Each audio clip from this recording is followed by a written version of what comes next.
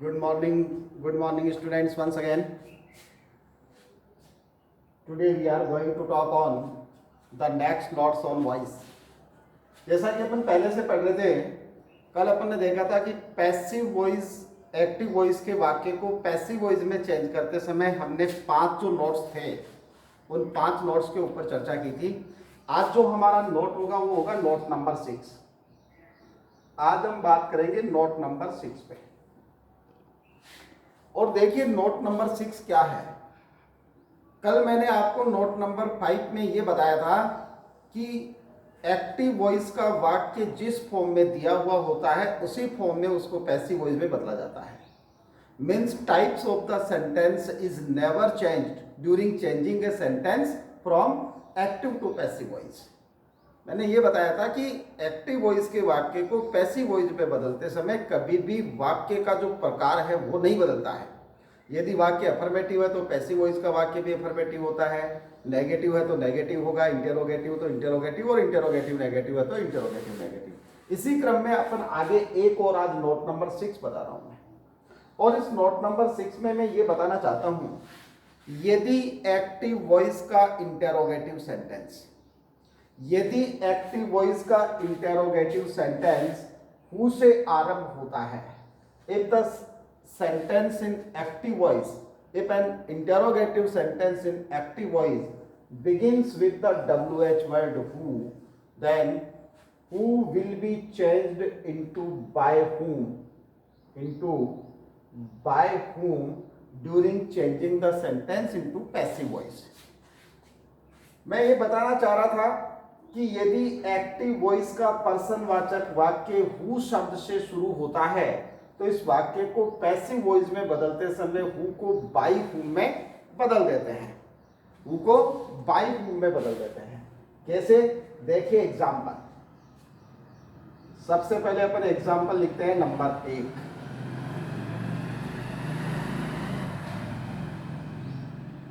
Who is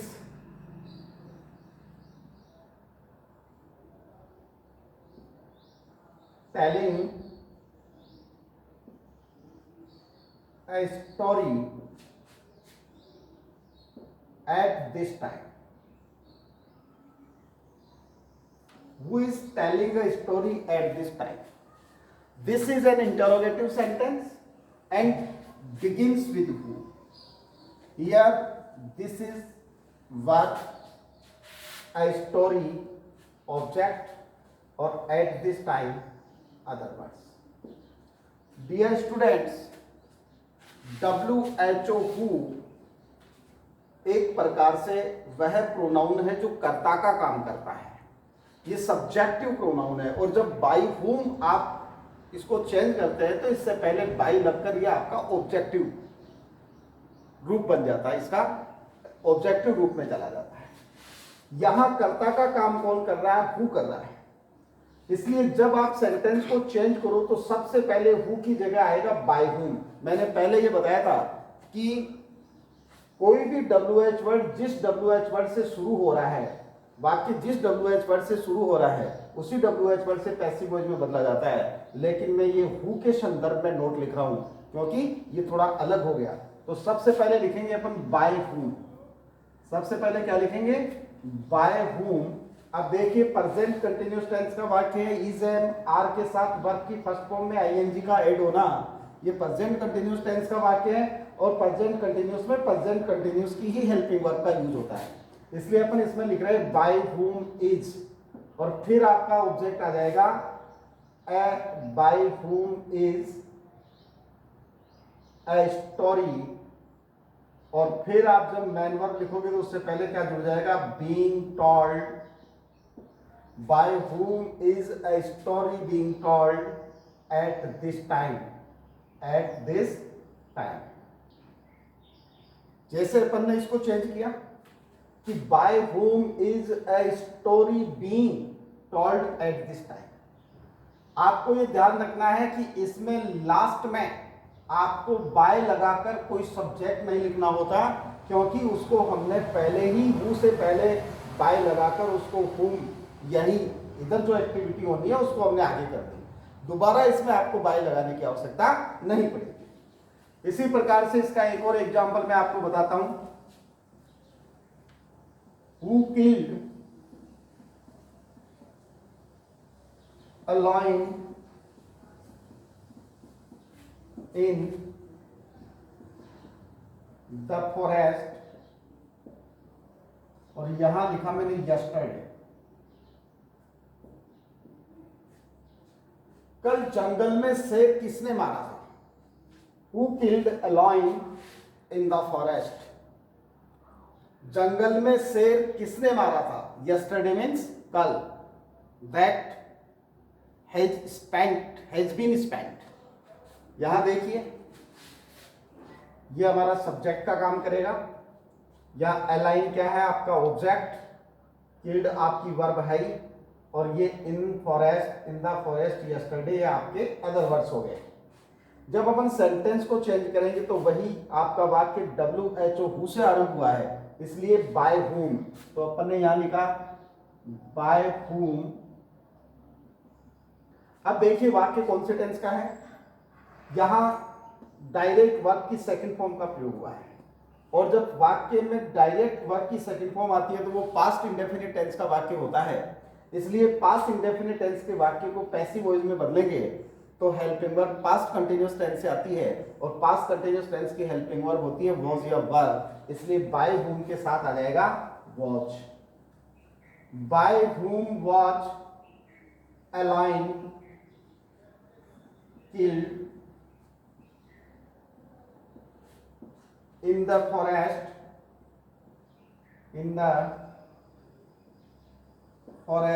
yesterday। और ये हमने लास्ट में साइन ऑफ इंटरोगेशन लगा दिया। Dear students, we must remember one thing that is very important, and what's it? It's that we must remember to mention sign of interrogation at the end of the interrogative sentences. कई बार बच्चे क्या करते हैं, किसी interrogative sentence को passive voice में बदलते हैं, लेकिन पैसिव वॉइस में बदलते समय लास्ट में साइन ऑफ इंटरोगेशन का यूज करना भूल जाते हैं। तो इंटरोगेटिव सेंटेंस के लास्ट में साइन ऑफ इंटरोगेशन का यूज होना अति आवश्यक है। इस बात के ऊपर भी अपन को ध्यान रखना है। इसका मैं एक लास्ट सेंटेंस बता रहा हूं हु से, इसके बाद में अपन नोट नंबर 7 की तरफ आगे बढ़ेंगे। देखिए sentence, who will help the old lady, who will help the old lady on the road। सड़क पर वृद्ध महिला की सहायता कौन करेगा? Who will help the old lady on the road? Here help is the main verb, the old lady is object, on the road other words, and who is going to work is subject, who is going to work is subject। Now first of all, who will be sensed into by whom? हमने लिखा by whom। फिर देखिए future indefinite tense का वाक्य है, क्योंकि will के साथ वर्ब की फर्स्ट फॉर्म आ रही है, तो फ्यूचर इंडेफिनिट टेंस का वाक्य है तो क्या हो जाएगा? फ्यूचर कंटिन्यूअस टेंस की हेल्पिंग वर्ब लगेगी by whom will the old lady be helped, old lady be helped on the road, on the road. ये हमारा वाक्य पैसिव वॉइस में चेंज हो गया। हमने फ्यूचर कंटिन्यूअस टेंस की हेल्पिंग वर्ब यूज की। अब कई बच्चों को ऐसा लगेगा सर विल के साथ बी को यहां लास्ट में क्यों ले गए? I have already disclosed the secret of this theory that if a helping verb is of 1, 2 और more than 2 words, then only the first word will be used, only the first word will be used according to the any changes to have the sentence in interrogative form or in negative form, and the second part B will be written just before the main verb in the sentence. इसलिए हमने B को यहाँ main verb के साथ लिखा है। B को हमने कहाँ लिखा है? मेन वर्ब के साथ लिखा है। तो ये WHO हु से सेंटेंस, यदि हु से कोई सेंटेंस शुरू होता है तो उसको पैसिव वॉइस में बदलने का एक तरीका है। देख लीजिएगा आप, बिल्कुल जो हु होगा उसको बाय हुम में अपन चेंज करेंगे, और बाकी जो रूल्स हैं वो सारे रूल्स वही हैं। Dear students, all the other rules are same, only we have to understand and remember to change who into by whom during changing the sentence into passive voice, during changing the sentence into passive voice. अब अपन note number 7 के ऊपर चलते हैं। तो देखिए आगे note number 7 क्या होगा। Dear students, note number 7 is also like the note number 6, and in this note I want to disclose that if an interrogative sentence in active voice begins with whom, then the word whom will be changed into who during changing the sentence into passive voice। यदि active voice का वाक्य whom से शुरू होता है, यदि active voice का person वाचक वाक्य WHOM वॉइस का जो वाक्य होता है वो whom से शुरू होता है, तो उसको पैसिव वॉइस में बदलते समय whom को who में बदल दिया जाता है। अब देखिए पहले जो वाक्य शुरू हो रहा था वो who से शुरू हो रहा था, इसलिए हम उसको by whom में बदलते हैं। लेकिन यदि वाक्य whom से शुरू होता है तो उसको पैसिव वॉइस में बदलते समय हम who में चेंज कर देते हैं। कैसे? देखिए आप, मैं सेंटेंस बताता हूं। एग्जाम्पल यदि हम देखें तो सबसे पहले देखिए इसका पहला एग्जाम्पल मैंने लिखा, whom did Radha spank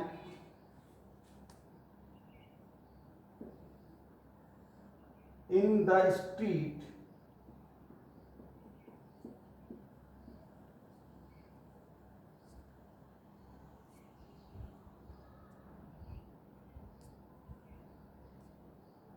yesterday। Whom did Radha spank?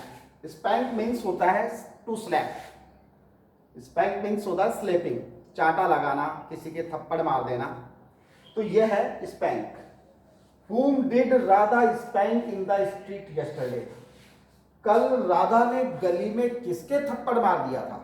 कल राधा ने गली में किसके चाटा मार दिया था? अब जब आप सेंटेंस को चेंज करोगे तो देखिए यहां whom जो है वो आपका ऑब्जेक्ट बताने वाला वर्ड है, राधा क्या हो गई आपकी? सब्जेक्ट। स्पैंक क्या हो गया? वर्ब। राधा हो गई आपकी सब्जेक्ट, स्पैंक क्या है? वर्ब। और in the other streets yesterday, ये आपके अदर वर्ड्स हैं। और whom क्या है यहां? ये आपका ऑब्जेक्ट का काम करता है। इसका काम करता है ऑब्जेक्ट का। जब आप इसको पैसिव वॉइस में चेंज करोगे तो हु सब्जेक्ट, यहां सब्जेक्टिव रूप इसका आएगा, और फिर जैसे ही इसके साथ हेल्पिंग वर्ब लगकर ये पैसिव वॉइस में जाता है तो वो ऑब्जेक्ट का काम करता है। तो जैसे ही आप इसको चेंज करोगे तो whom को किस में बदल दोगे? who में। ये हो जाएगा who। देखिए वाक्य पास्ट टेंस का है, पास्ट कंटिन्यूअस की helping verb was spent, SPANKED spent by, और इसके बाद में आपका सब्जेक्ट आ जाएगा राधा इन द स्ट्रीट, और लास्ट वर्ड लिखता हूं मैं यहां यस्टरडे। ये आपका साइड ऑफ इंटरप्रिटेशन। दूसरा एग्जांपल और देखिए, कुछ नहीं किया हमने, बाकी जो मैटर है सिस्टम में वो पूरा हमारे स्ट्रक्चर के अकॉर्डिंग सेम है, सिर्फ हमने एक चीज चेंज की है। और वो कौन सी चेंज की है? कि आपका जो whom वर्ड है उसको आप who में तब्दील कर देंगे, उसका परिवर्तन आप who में कर देंगे। दूसरा सेंटेंस देखिए,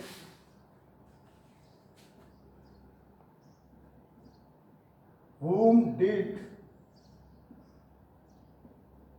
you teach whom did you teach English? Whom did you teach English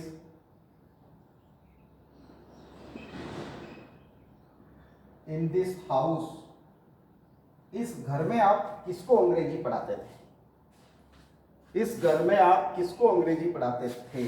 और मैं इसका टेंस चेंज कर दूं, इसमें डच कर दूं, whom do you teach English in this house? इस घर में आप किसको अंग्रेजी पढ़ाते हो? अब यहां देखिए सब्जेक्ट क्या है आपका यू, टीच क्या है वर्ब, इंग्लिश क्या है ऑब्जेक्ट, और इन दिस हाउस आपका क्या हो जाएगा अदरवाइज। जब आप चेंज करोगे तो whom का क्या हो जाएगा who। अब देखिए प्रेजेंट इंडेफिनिट टेंस का वाक्य है क्योंकि इसमें who आ गया, ये पास्ट इंडेफिनिट का था क्योंकि इसमें did आ गया। तो प्रेजेंट इंडेफिनिट टेंस का है, और प्रेजेंट इंडेफिनिट टेंस के वाक्य को पैसिव वॉइस में बदलते समय प्रेजेंट कंटिन्यूअस टेंस की हेल्पिंग वर्ब की आवश्यकता होती है। तो यहां देखिए who is taught English, who is taught English by you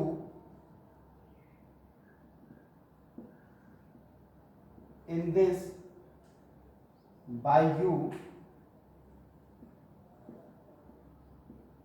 in this house। और ये साइन ऑफ इंटरोगेशन हमने यूज किया। लास्ट सेंटेंस देखिए इसका,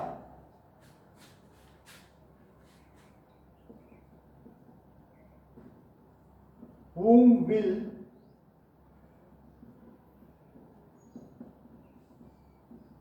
the teacher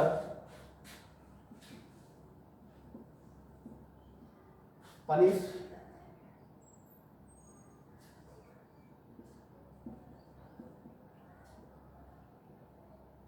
in the class tomorrow? अध्यापक जी कल कक्षा में किसको दंडित करेंगे? या पनिश का मतलब दंड देने से है।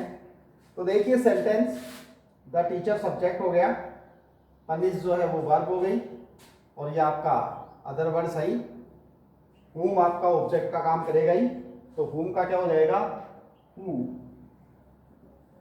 और फ्यूचर इंडेफिनिट है, फ्यूचर कंटिन्यूअस की हेल्पिंग वर्ब आएगी who will be punished, who will be punished by the teacher, by the teacher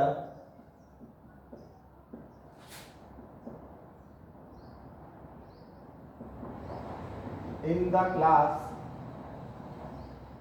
tomorrow। ये अपना second note number 6।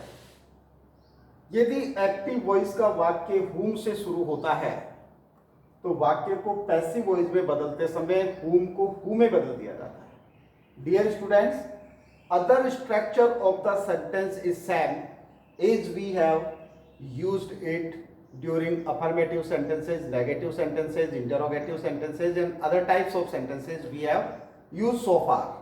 But we must remember, if our interrogative sentence in active voice begins with whom, then it will change into the word who during changing it from active to passive voice, from active to passive voice।